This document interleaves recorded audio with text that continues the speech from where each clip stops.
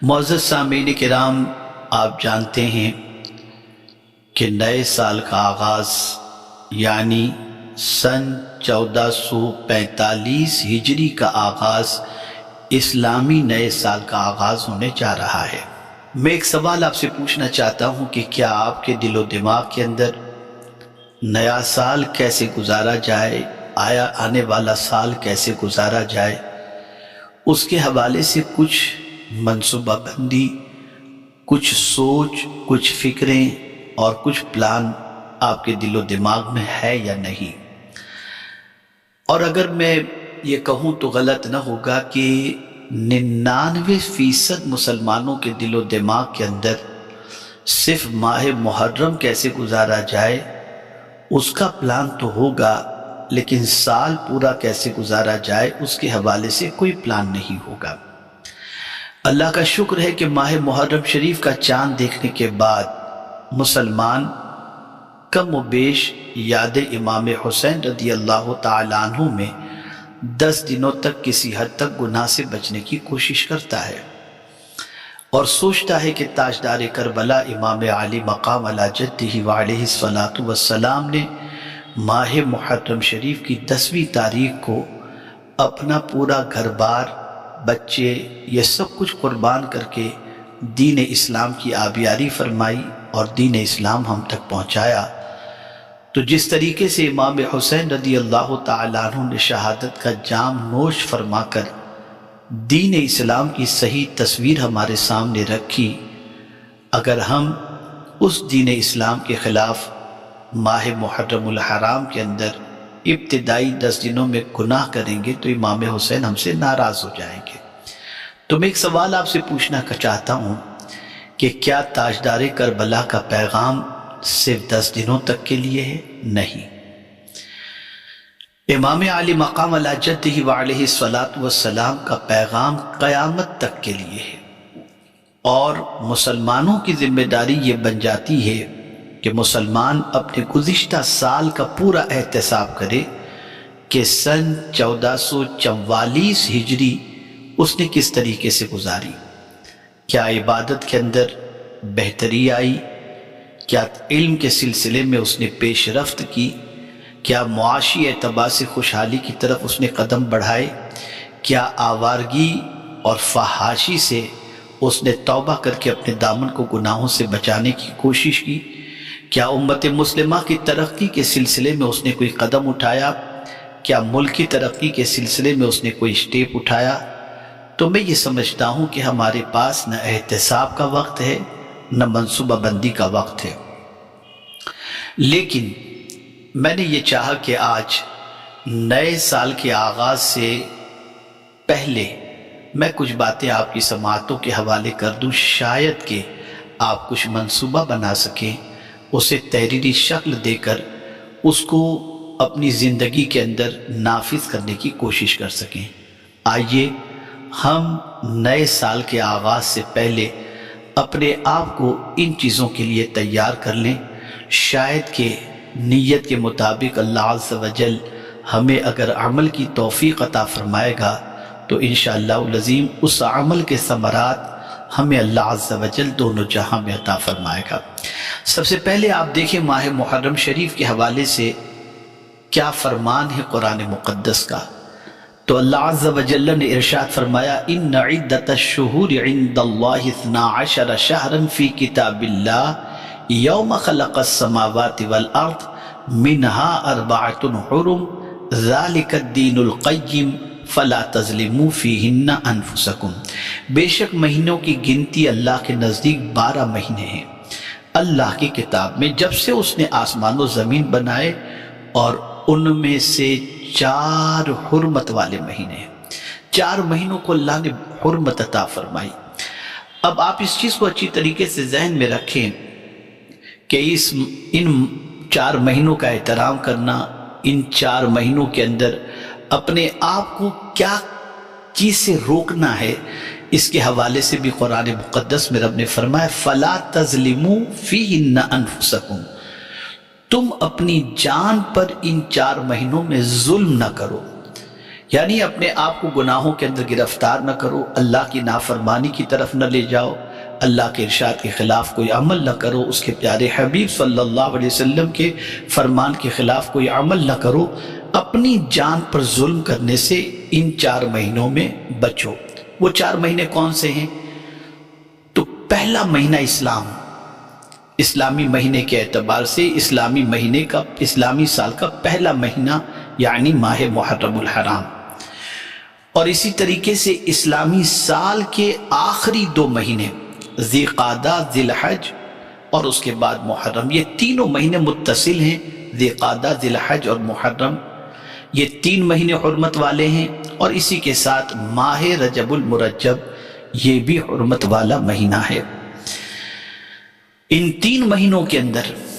عمومی طور پر بندے حج کے لیے جاتے ہیں، مسلمان حج کے فرائض انجام دیتے ہیں، اور پھر حج سے انہی مہینوں کے اندر وہ لوٹ کر کے واپس اپنے گھر کی طرف آتے ہیں۔ تو ان مہینوں کو احترام والا، حرمت والا مہینہ قرار دیا، اور ماہ رجب اللہ کا مہینہ ہے، اور اس مہینے کے اندر بندہ ماہ رمضان کی تیاری کے اندر مصروف ہو جاتا ہے، اور اس کی آمد کے استقبال کے سلسلے میں اپنے آپ تیار کرتا ہے۔ خیر، تو عرض کرنے کا منشا یہ ہے کہ انہیں حرمت والا مہینہ کیوں کہا گیا، اور خاص طور پر محرم کو محرم الحرام کیوں کہا گیا؟ تو محرم کو محرم اس لیے کہا جاتا ہے کہ اس ماہ میں جنگ و قتال حرام ہے، اور حرمت کی تاکید کے لیے اسے محرم کا نام دے دیا گیا۔ تو میرے پیارے آقا صلی اللہ علیہ وسلم کے پیارے دیوانوں، ان مہینوں کی قدر کرو۔ اب آئیے میں آپ کو بتاؤں کہ ماہ محرم سے جو ہمارے نئے سال کا آغاز ہوتا ہے، اسلامی نئے سال کا، تو ہمیں کیا عزم اللہ کی بارگاہ میں کرنا چاہیے؟ پہلی نیت تو یہ کریں کہ اے میرے پروردگار، تیرے پیارے حبیب صلی اللہ علیہ وسلم کے صدق و طفیل، مجھے ان ماہ مبارک ہی میں نہیں، پوری زندگی گناہوں سے بچنے کی توفیق عطا فرما، میں اپنے دامن کو گناہوں سے بچا سکوں، اور پھر خود اپنے آپ کے دل میں یہ پختہ ارادہ بھی کریں کہ صرف زبان سے آپ اللہ کی بارگاہ میں دعا نہ کریں گے، بلکہ پوری جد و جہد کے ساتھ اپنے آپ کو گناہ سے بچانے کی کوشش کریں گے، جیسا کہ رب نے فرمایا فَلَا تَظْلِمُوا فِيهِنَّ أَنفُسَكُمْ۔ اسی کے ساتھ نماز 5 وقتہ کا ارادہ اور عزم مصمم کریں کہ 1 وقت کی نماز انشاءاللہ قضا نہیں کریں گے۔ اسی کے ساتھ ساتھ اپنے علمی گراف کا جائزہ لیں اور دیکھیں کہ آپ کے پاس علم دین اور علم دنیا کتنا ہے۔ اپنے آپ کو علمی اعتبار سے آراستہ کرنے کے سلسلے میں عزم کریں۔ اسی کے ساتھ والدین کے ساتھ حسن سلوک کے سلسلے میں عزم کریں۔ اسی کے ساتھ قرآن مقدس کی تلاوت کے سلسلے میں عزم کریں کہ انشاءاللہ العظیم ہر مہینے یا 3 مہینے میں ایک قرآن مقدس ختم کروں گا۔ اسی کے ساتھ ساتھ میرے پیارے آقا صلی اللہ علیہ وسلم کے دیوانوں، یہ بھی عزم کریں کہ انشاءاللہ پریشان حال، مصیبت زدہ لوگوں کی میں مدد کروں گا۔ اسی کے ساتھ ساتھ اولاد کو بھی دین کی تعلیم سے آراستہ کرنے کی کوشش کروں گا۔ اسی کے ساتھ علم دنیا کے سلسلے میں بھی قدم بڑھانے کی کوشش کروں گا، اور خاص طور پر اپنا تعلق اپنے رب اور اس کے پیارے حبیب صلی اللہ علیہ وسلم سے اور قرآن مقدس سے مضبوط تر کرنے کی انشاءاللہ کوشش کروں گا۔ اور یہاں پر ایک بات میں عرض کر دوں کہ اگر تاجدار کربلا امام حسین رضی اللہ المولا تبارک و تعالیٰ عنہ نے کربلا کے میدان میں اتنی تکلیفوں کو سہ کر سب کچھ لٹانے کے لیے انہوں نے ارادہ کیا تھا، یہ صرف اس توکل کا نتیجہ تھا جو ان کا اللہ عز و جل پر تھا، اور ساتھ ہی ساتھ رب سے، اس کے پیارے حبیب صلی اللہ علیہ وسلم سے اور قرآن سے جو ان کا گہرا تعلق تھا، اس تعلق کی بنیاد پر وہ جانتے تھے کل من علیہا فان وَيَبْقَى وَجْهُ رَبِّكَ ذُو الْجَلَالِ وَالْإِكْرَامِ، اور اسی کے ساتھ ساتھ وہ یہ بھی جانتے تھے کہ جب ہر چیز فنا ہو جائے گی اور باقی رہنے والی ذات اللہ کی ہے، تو وہ جانتے تھے کہ میں بھی ایک دن اس دنیا سے کچھ کر جاؤں گا، لیکن اس سے اچھا کیا ہے کہ اس اللہ عز و جل کی راہ کے اندر جان دے کر ہمیشہ کی زندگی پا جاؤں۔ تو میرے پیارے آقا صلی اللہ تعالی علیہ وسلم کے پیارے دیوانوں، یہ جذبہ، یہ جو ہے آپ کے دل کے اندر حوصلہ جو پیدا ہوا، یہ تعلق بالقرآن کی وہ کی بنا پر، تعلق بالرسول کی بنیاد پر، اور تعلق باللہ کی بنیاد پر، اور فکر آخرت کی بنیاد پر۔ ہماری پوزیشن یہ کہ ہم چھوٹی سی قربانی اللہ کی رضا کے لیے دینے کو تیار نہیں، اور وہ اتنی بڑی قربانی دے گئے تو آپ نے کبھی اس کے اسباب کی تلاش کرنے کی کوشش نہیں کی، لیکن جب اسباب تلاش کریں گے تو پتہ چلے گا کہ یہ ساری چیزیں عمل بالقرآن کی بنیاد پر ان کی زندگی سے نمایاں ہوئی۔ تو ہم ان ساری چیزوں کا عزم کریں، اور انہی عزم مصمم کے ساتھ خاص طور پر فحاشی کے سیلاب میں، بے حیائی کے سیلاب میں غرق ہونے سے بچنے اور ڈوبنے سے بچنے کے سلسلے میں اللہ کی بارگاہ میں دعا کریں، اور اپنی زندگی کو بہت اچھی طریقے سے اخلاق سے، علم سے، عمل سے آراستہ کرنے کی کوشش کریں، اور یہ کوشش کریں کہ یہ سال ماضی کے سارے سالوں کے کیے ہوئے گناہوں کا کفارہ بن جائے، اور اس سال میں ہمارا تعلق باللہ اور تعلق بالرسول مضبوط ہو جائے۔ خاص طور پر میں کچھ عمل ہیں محرم کی پہلی شب سے لے کر عاشورے تک کے لیے،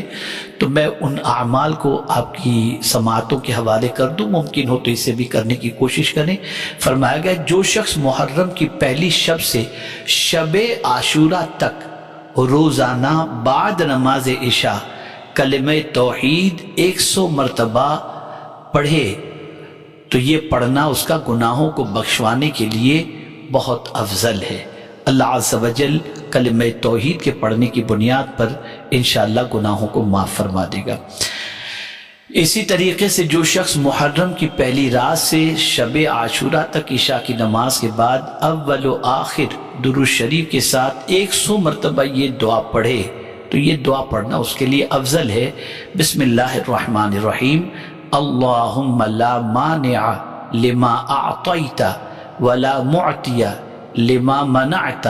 ولا راد بما قضیت ولا ينفع ذا الجد منک الجد۔ یہ دعا جو شخص بھی انشاءاللہ پڑھے گا تو اس کا یہ پڑھنا بہت افضل ہے، باعث برکت ہے۔ تو گائز آئی ہوپ آپ کو ویڈیو پسند آئی ہوگی۔ تو گائز یدی آپ کو ویڈیو پسند آئی ہو تو ویڈیو کو لائک کریں اور اپنے دوستوں کے ساتھ شیئر ضرور کریں، اور اگر ابھی تک آپ نے چینل کو سبسکرائب نہیں کیا ہے تو چینل کو سبسکرائب کر دیں، تاکہ جب بھی ہم کوئی نئی ویڈیو اپلوڈ کریں تو اس کا نوٹیفیکیشن سب سے پہلے آپ کے پاس پہنچے۔